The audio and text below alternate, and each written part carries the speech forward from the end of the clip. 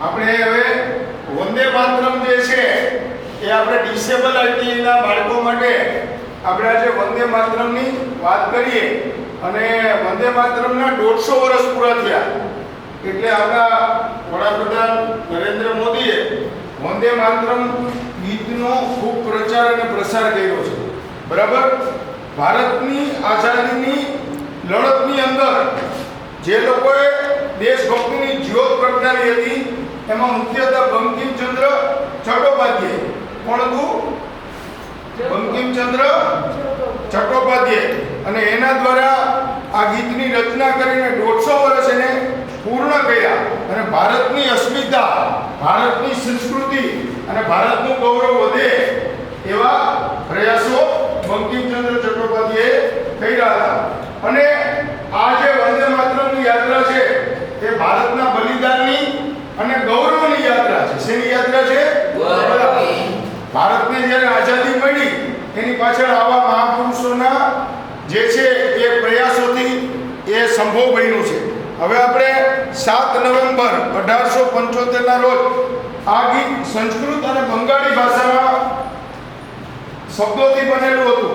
શરૂઆતમાં આ ગીત માત્ર એક કવિતા હતું અને 1882માં નવલકથા આનંદ મઠમાં એનો સમાવેશ કરવામાં આવ્યો અને વિદ્રોહ ઉપર આધારિત હતું અને દેશને માતા તરીકે, ભારત દેશને માતા તરીકે સંબોધવાનું આ ગીતની અંદર છે. ભારત એ કોઈ ખાલી બધા દેશ પોતાના દેશને ખંડ માનતા હોય, પૃથ્વી માનતા હોય, પણ આપણે ભારત દેશને શું માનીએ છીએ? માતા. શું માનીએ છીએ? તો આપણે ભારત દેશને માતા કહીએ છીએ. બરાબર. તો 1905માં બંગાળના ભાગલા વખતે બ્રિટિશો સામે વિરોધ પ્રદર્શન કરવામાં આ ગીત બહુ મહત્વનું હતું, પણ બ્રિટિશરોએ આ ગીત ઉપર બેન મૂકી દીધું હતું કે આ ગીત તમે ગાઈ નહીં શકો, વગાડી નહીં શકો. અને મેડમ ભીખાઈજી કામા વિદેશની ધરતી પર પ્રથમ તિરંગો જ્યારે લહેરાયો ત્યારે વંદે માતરમ અંકિત કર્યું હતું. તો 1800 આ જે સદીમાં જે ગીત લખાણું અને 150 વર્ષની ઉજવણી અને એમાં ગુજરાતનું પણ યોગદાન હતું. તો ગુજરાતના મુખ્યમંત્રીના માર્ગદર્શન હેઠળ સ્વદેશી પ્રદર્શનમાં અનેક જગ્યાએ આ ગીત વગાડવામાં આવ્યું અને સાંસ્કૃતિક અને આધ્યાત્મિક મહત્વ છે. ખાલી સાંસ્કૃતિક મહત્વ જ નથી, વંદે માતરમનું આધ્યાત્મિક મહત્વ પણ છે, કારણ કે આપણને ભારતને માતા તરીકે ઓળખવામાં મદદ કરે છે.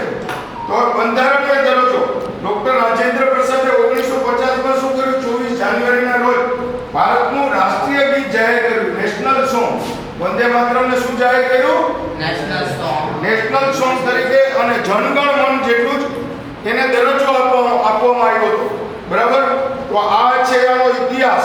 તો રાજ્યવ્યાપી કાર્યક્રમો અને ગુજરાત સરકારે 23 થી 31 માર્ચ, ગુજરાત સરકારે અત્યારે આજે કઈ માર્ચ છે?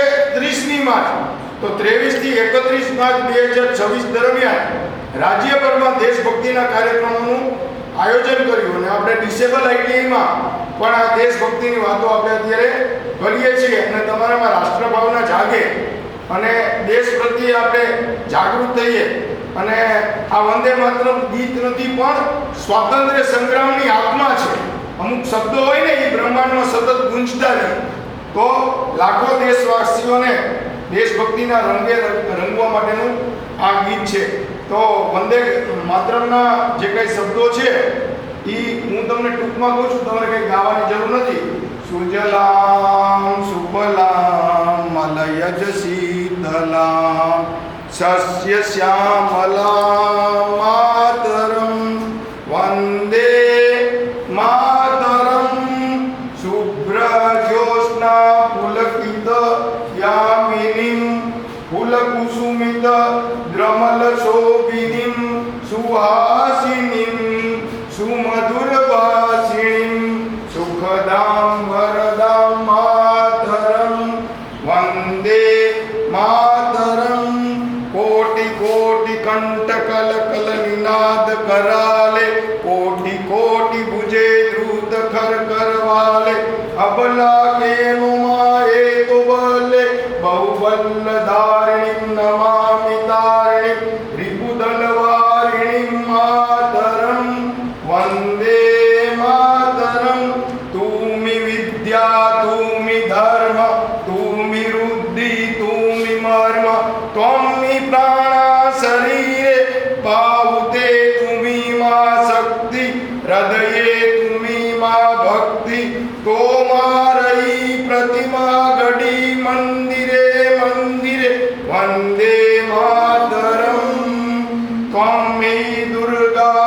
પ્રહરણધારિણી કમલા કમલદલ વિહારિણી વાણી વિદ્યાદાયિની નમામિ ત્વાં નમામિ કમલાં અમલાં અતુલાં સુજલાં સુફલાં માતરં વંદે માતરં શ્યામલાં સરલાં સુસ્મિતાં ભૂષિતાં ધરણીં વરણીં માતરં વંદે માતરમ. આનો મતલબ છે આની અંદર સરસ્વતીની વંદના છે, દુર્ગામાની વંદના છે અને ભારત જે છે પૃથ્વીનો ખંડ એને મા તરીકે આપણે ઉદ્બોધન કર્યું છે. રિપુદલ વારિણી માતરમ, અમે શત્રુઓનો સંહાર કરશું, અમે ભારત દેશની રક્ષા કરશું. અને અનેક કોયલ કંઠી જે કન્યાઓ છે આ ગીતને ગાઈ રહી છે અને આ જે છે એ જ્યોતિ પ્રગટાવે છે એટલે દેશમાં એ પ્રકાશ આપે છે. અને દુર્ગા જેટલું મહત્વ અમારે ભારત માતાનું છે. અમે જેમ દુર્ગાને મા માનીએ છીએ એમ ભારતને પણ અમે માતા માનીએ છીએ. વાણી વિદ્યાદાયિની એટલે સરસ્વતીની વંદના કરી, નમામિ કમલામ અમલામ અતુલામ લક્ષ્મીજીની વંદના કરી અને આ ભારત છે એ વધુ ને વધુ સફળ થાય એવી વાતો આ વંદે માતરમમાં છે. તો આપણે એકવાર બોલીએ વંદે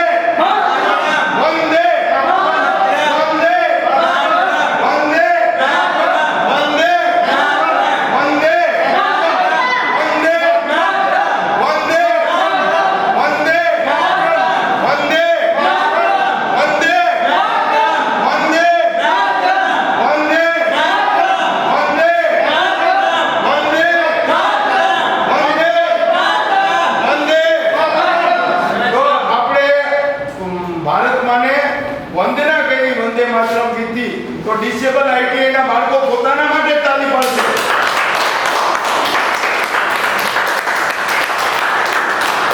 તો તમારો બધાનો આભાર, ધન્યવાદ.